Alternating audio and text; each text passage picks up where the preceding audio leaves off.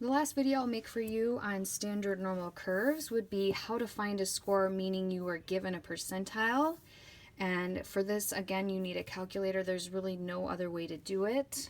I will be probably using this paper again that I used, rule of thumb rule. We talked about kind of in another video. Mean for standard normal curve is 0. It goes by ones. And let's say that you're given a percent. How do you find what score represents that percentile? So let's say your teacher says, hey, you performed in the 80th percentile, or they say, hey, you performed in the top 20th percentile of your class.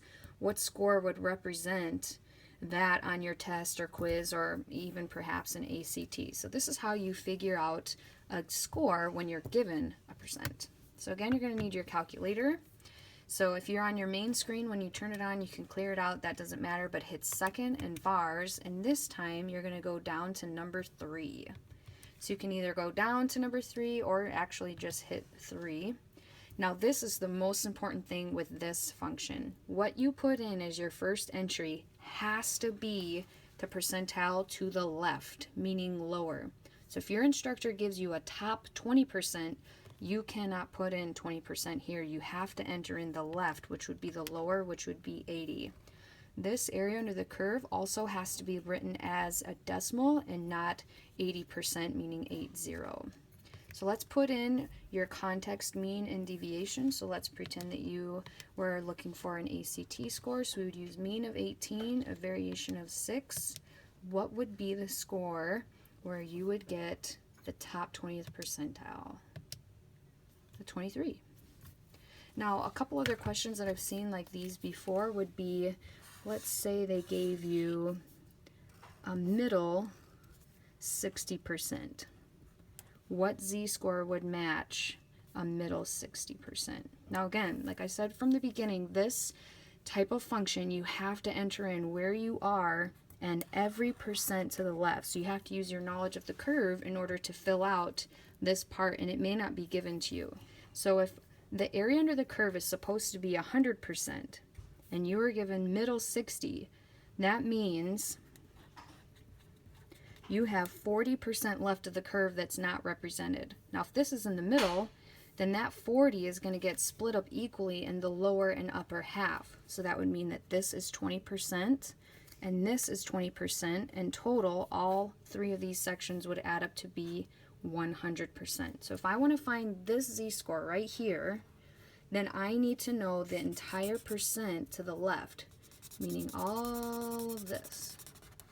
So in my function, I would have to enter in inverse norm, 0.8, and then mean and deviation. So if we were using standard normal curve, I would enter in 0 here and 1 here. So we can find that number next. Again, second vars, go to number 3. 0.8, that actually happened to be the one that we did before, but let's change our mean to be the standard normal, so 0 and 1. This z-score would represent 0.8416. If you want to round it, doesn't matter, just depends on what your instructor wants you to do, but that percentile, 80th percentile, would represent a z-score of 0.8. So that means if we added all of these up, about right here, we're not quite at 1. So 80% of the curve is past 0 and not quite 1. Let's say they gave you a different question, like, I don't know, let's say that you want to show, I don't know, let's call it the top 2%. What score on an ACT would be the top 2%? I've been talking about ACT scores a little bit, so I'll continue with that theme. If the top 2% is what you're looking for, again, like I said before, this function is super picky. You have to enter in the percent to the left, so you have to use your knowledge of the curve to figure out what total is on the left. So if 100% is the normal curve and you have 2 on the top right, take that out, you get 98 percentile as what is at your score and below. That's a percentile. So 98% goes here. So if I want to know this score, I need to know what percent is on the left. So 98. So let's use inverse norm. 0.98 Let's say we're working with ACTs. Let's say the average was 18. It varied by 6 points. Let's find out what is that score that would be the top 2%. So inverse norms, second vars one more time.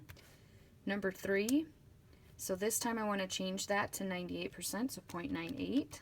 ACT average is 18, varies by 6 points. What is that score? A 30. If you score a 30 on the ACT, 30.3, I'd round that down to 30, then you would be in the top 2% of your senior class. Pretty cool.